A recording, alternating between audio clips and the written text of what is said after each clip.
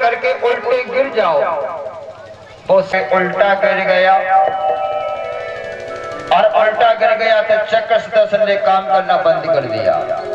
वीरभद्र ने बाण मारा, विश्वभद्र का हाथ तोड़ा, किसी का पैर तोड़ा, किसी के दांत तोड़े और वीरभद्र ने दक्ष का सिर काट करके स्वाशक्ति के साथ ही यज्ञ कुंड में होम कर दिया। बोलिए शंकर भगवान की। पहुंचे विष्णु भगवान को मूर्छा जागे, पितामह ब्रह्मा जी के मूर्छा जागे। अब मूर्छा जाकर के ही वो संगीत करो, लेकिन विष्णु भगवान बोले बिना शंकर जी के चाहिए। और स्तुति करते करते भगवान शंकर जी के पास में जा रहे हैं। अहो मुंडमाले बलशाली तुमको समान, बार बार विनय करें आपको मनाए। जगत माही असली जो दक्ष को जीवाई के। हे भगवान शंकर, तुम्हारे बिना हमारा यज्ञ नहीं हो सकता है। आज हमारे पास में आवे और देवता स्तुति करते करते जा रहे हैं। अरे कर दे दीनों का दुख दूर हो बागंबर वाले, कर दे दीनों का दुख दूर हो बागंबर वाले।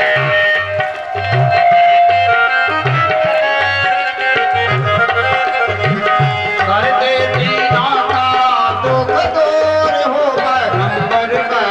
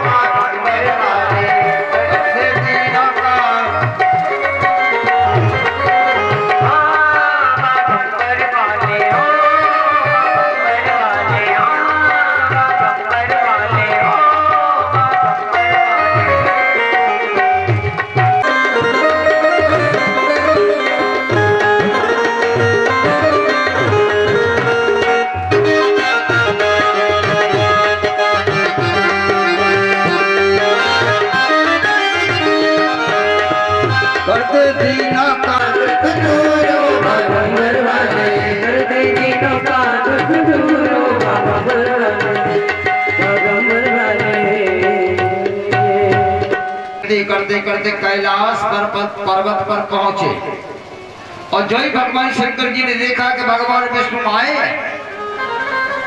स्वामी जी यहाँ आने की क्या आवश्यकता थी, वहीं से आदेश कर देते मैं वहीं आ जाता।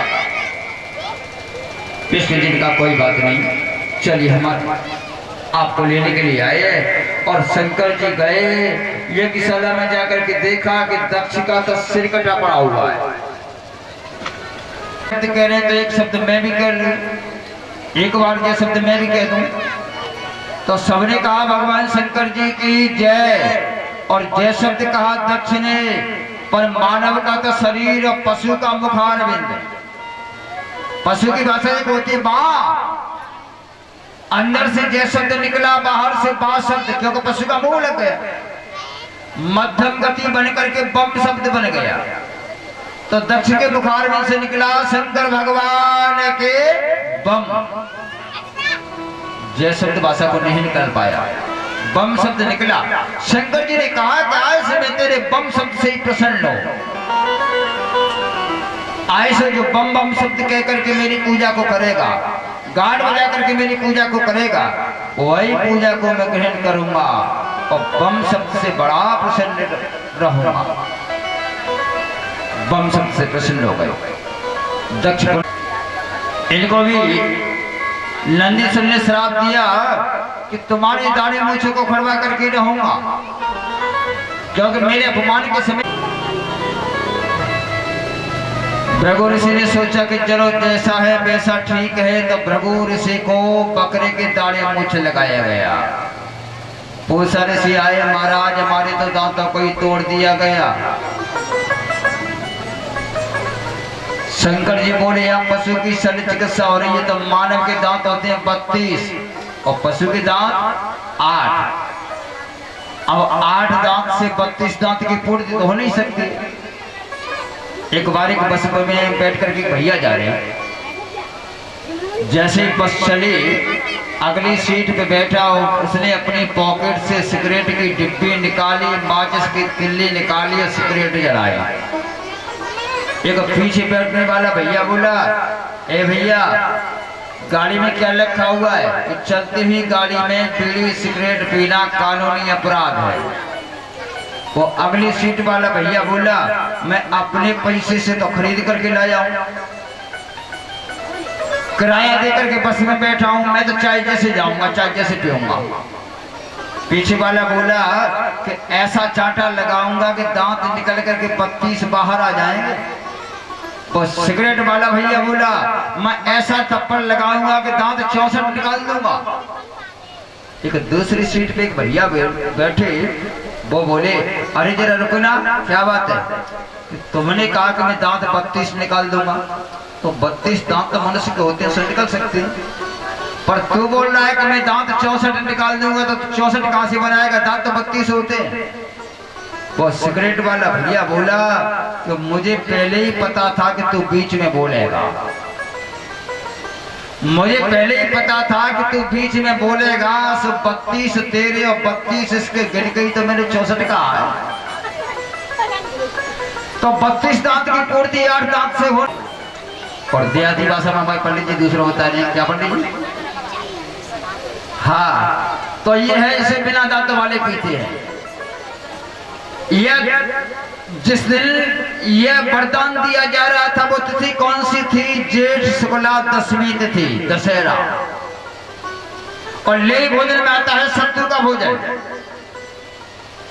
शंकर जी ने कहा कि आज जो शत्रु का भोजन करेगा उसे वर्ष भर पुण्य ही पुण्य मिलता रहेगा, और आज जिसने लेय भोजन नहीं किया, शत्रु का भोजन नहीं किया, तो पूरे वर्ष में उसको पुण्य प्राप्त नहीं हो सकता है।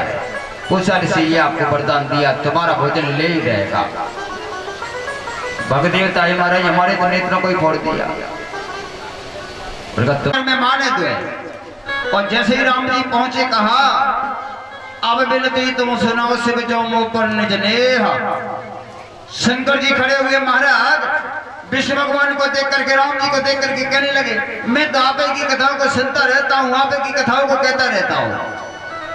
विष्णु बोले, शंकर जी अब तक तो तुम हमारी कथाओं को कहते रहते थे, अब तक तो तुम हमारी कथाओं को कहते रहते थे, पर आज हम अपनी कथा सुनाने के लिए आए। शंकर जी ने कहा महाराज तुम कब से कथावाचक बन गए? राम जी बोले हम तो जन्म से ही कथावाचक हैं। तो जन्म में किसको कथा सुनाई? राम जी बोले कि हमने जन्म लिया तो कई कथा सुहाई, मात बुझाई। सबसे पहले तो मैया कौशल्या को हमने ही अपनी कथा सुनाई। शंकर जी ने कहा तो आइए कथावाचक जी, आए सो करो, तुम्हारी आज्ञा को मैं सिर पे रखूंगा। राम जी ने कहा दिमाग की बात निकल जाती है और दिल की बात खटक जाती है। आप बाजार गए, वो वस्तु ले आना, लौट के शाम को क्यों वो वस्तु ले आएगा? अरे मेरे दिमाग से ही निकल गई। और दिल की बात, महाराज भूल कैसे जाऊं, उस दिन की गाली मेरे दिल में खटक रही है, तो मैं नहीं कहूंगा। शंकर जी आप हिमांचल महाराज की पुत्री के साथ विवाह संस्कार करो। शंकर जी ने कहा ठीक है महाराज, देवताओं की तो मैंने सुना नहीं, इच्छा मेरी, पर राम जी की इच्छा है तो शंकर जी करने लगे रघुनायक ध्याना। देवता बोले कि क्या तैयारी विवाह की कर लिए, देख तो ले। तो शंकर जी के पास जाकर के देखा कि वस्तु की आवश्यकता पड़ती है। शंकर जी ने कहा कि किसी के पास दो वस्तु है तो दो तो समझी जी से। सेठ जी पहुंचे, एक पंडित जी से पूछा कि महाराज ये बहुत बड़े परेशान है। पंडित जी ने नाम पूछा, और एक सेठ जी तुम्हारे ऊपर तो 7.5 शनि की दशा चल रही है, महाराज कैसे उतरेगी? एक काला कपड़ा लेकर के किसी ब्राह्मण को दान कर देना। सेठ जी ने सोचा कि शायद इससे भी कोई सस्ता उपाय हो। और महाराज काला कपड़ा कहाँ मिलेगा, इतना सामर्थ्य कहाँ है?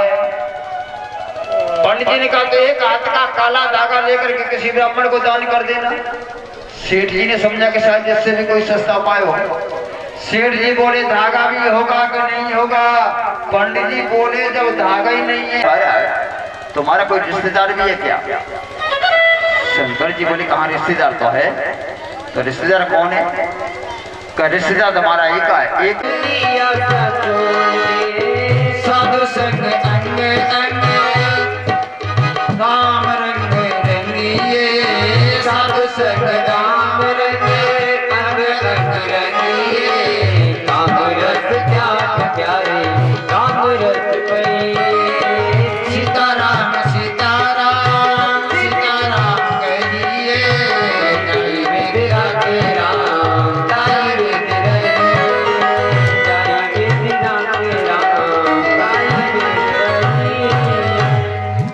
देवताओं ने कहा कोई नातेदार है?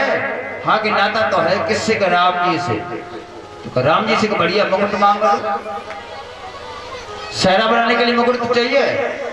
शंकर जी ने कहा मुकुट हम नहीं मांगेंगे। क्यों? कि जे हम मुकुट मांग ले, हम सिर पर रख करके चलेंगे तो लोगों को ईर्ष्या होगी। कैसे? इनके सिर पे तो मुकुट है, हम पे नहीं है। दूसरे को तो मांगने से मिल गया और हमें मांगने से ब्रह्मबाद भर डूबी। मैं संसारियों से प्रेम घटा करके परमात्मा के चरणों में लगा देने का नाम जटा बांधना है। एक बार किसी ने पूछा कि हमारे कुछ सफेद जटा होती है सो बांध लेते हैं, और कुछ मुड़ जाते हैं तो मुड़ने का क्या अर्थ है? को छोड़ करके परमात्मा के चरणों में मुड़ गए, मुड़ने का अर्थ ही है। और कुछ